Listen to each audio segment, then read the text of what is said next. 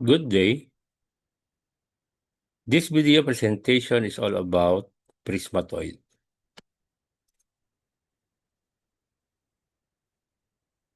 So after studying this lesson, you should be able to define prismatoid and identify their key components, including volume. Apply the formulas for the volume of a prismatoid. So what is a prismatoid? A prismatoid is a polyhedron having two bases which are polygons lying in parallel planes, and lateral faces which are triangles and quadrilaterals, with one side common with one base and the opposite vertex or side common with the other base.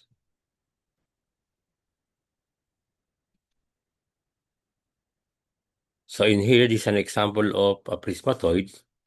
So you see that this triangle and this rectangle are the parallel bases, which are polygons. The lateral faces are,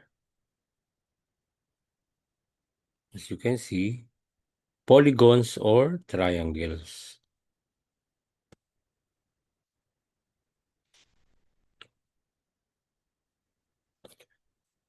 Now let h be the altitude of the polygon of the prismatoid.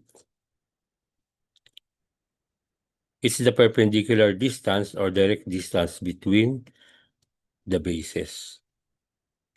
Let m be the midsection. The midsection is the area of this figure denoted by m. So it is the midway or the midsection between the two bases. B1, B2 are the areas of the two bases. So in this case, we have B1 as the area of the triangle and B2 the area of this rectangle.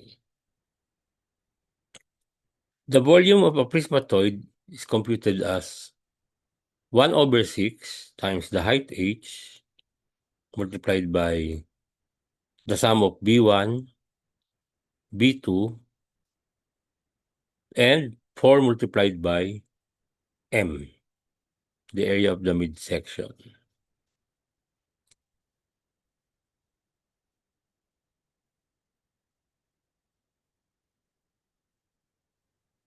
So let us have some examples involving this formula.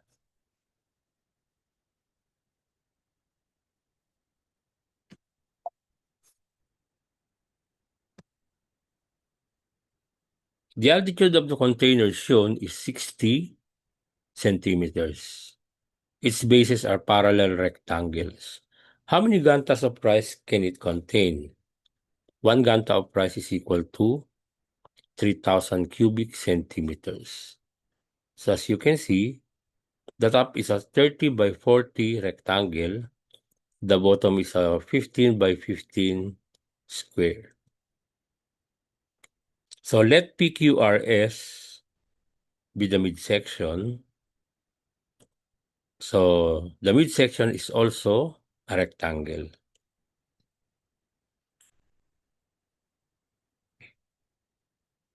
So this is 40, this is 30.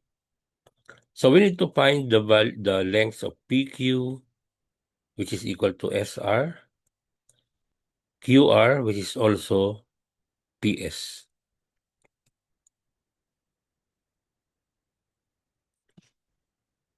Now for PQ is the, since it is midway between 40 and 15, so it is the average of 40 and 15. So PQ, which is also equal to SR, is 40 plus 15 divided by 2, which is equal to 27.5. Now for PS, which is also equal to QR, it is the average of 30 and 15. So it must be 30 plus 15 divided by 2.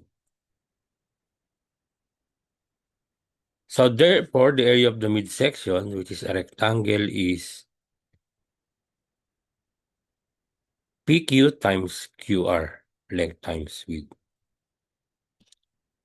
So 27.5 times 22.5 or 618.75. So B1 is a 15 by 15 rectangle. So 15 times 15 is 225. While B2 is a 40 by 30 rectangle. So the area is 40 times 3, 1,200 square centimeters. Now, since the height h is 60, the volume is V is equal to 1 over H, 1 over 6 times H, B1 plus B2 plus 4 times M. So we substitute H is 60, B1 225, B2 1,200, 4 times M, which is 618.75, obtaining 39,000 cubic centimeters. Now, since we are after how many gantas, the 39,000 volume is divided by 3,000. Since 1 ganta is equivalent to 3,000 cubic centimeters.